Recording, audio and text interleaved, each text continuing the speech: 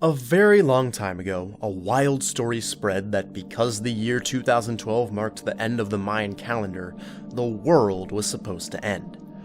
This ridiculous idea was solidified with documentaries on Netflix and the History Channel, and videos on a rapidly growing website called YouTube, all predicting cataclysmic events on December 21st, 2012. The day came and passed, and nothing happened, but under the surface, in the world of data and bits, cataclysmic events were occurring. World-ending changes in the way we communicate and structure our lives that, really, the Mayans could have warned us of. Like everything else in the early internet, social media sites, starting with Facebook and Twitter in 2006, were built with the idealism of the information age. Honest hopes of connecting people and ideas. But their business models told a different story. They were funded with advertising, the same way TV and radio shows were funded in the past. In those old days, business incentives would require bringing the most outrageous content to the forefront, since they needed listeners to tune in for as long as possible to make more money. The same incentives were created for these new companies. But what happens when the model is exported to the online world? When it controls not just entertainment, but our social lives, self-perceptions, and the majority of what we see and do. When sophisticated algorithms develop to keep us locked into these platforms, shaping our perceptions to toy with our emotions to keep us online for as long as possible. A lot happened in the year 2012, the end of the 13th Bakhtin in the Mayan tradition.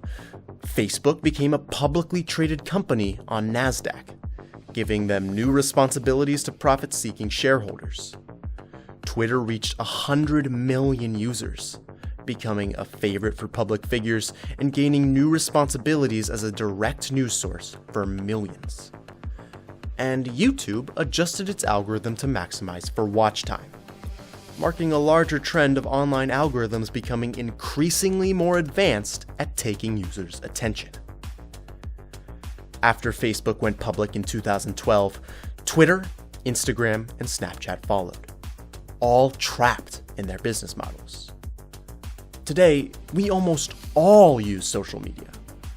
Very few of us feel, at the end of scrolling for 2 hours, that we made a good use of our time, but the business model makes us come back anyway.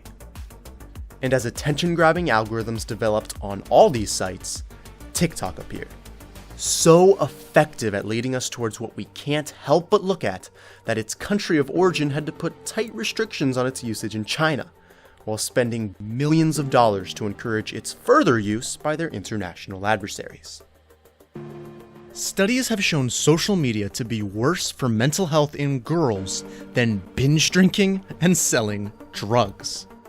Lynchings in India, genocide in Myanmar, and political instability around the world have been attributed, often by the companies themselves, to expansion of social media markets. And in my great United States of America, democracy and dialogue have become a laughingstock, as attention and outrage-driven business models in our basic social fabrics have led to contempt, violence, and if I listen to the national feeling, perhaps the closest point our country has been to a civil war since 1861. The 2012 Mayan Doomsday theory spread because it was outrageous and far-reaching. Ad-based business models created people who legitimately believed the theories, who spit out outrageous information that showed up in the feeds of others. But the algorithms hadn't fully developed. And in the end, not that many people even used the social media platforms. This wacky conspiracy came and went as quickly as the day of December 21st. But maybe we should have listened. We should have looked at what people were saying, seen where they got their information from, and noticed that, really, Doomsday was coming. That this new technology, paired with a business model whose acceleration largely began in 2012, could eventually lead to the end of society. Maybe the damage could still be undone. with intelligent regulation, activism, and potential nonprofit alternatives, we might be able to undo the trend. But until then, until I've seen proof that the attention-based system hasn't yet become completely bound to our government and personal lives, I wouldn't blame anyone today who looked back to the year 2012 and thought that the Mayans were right.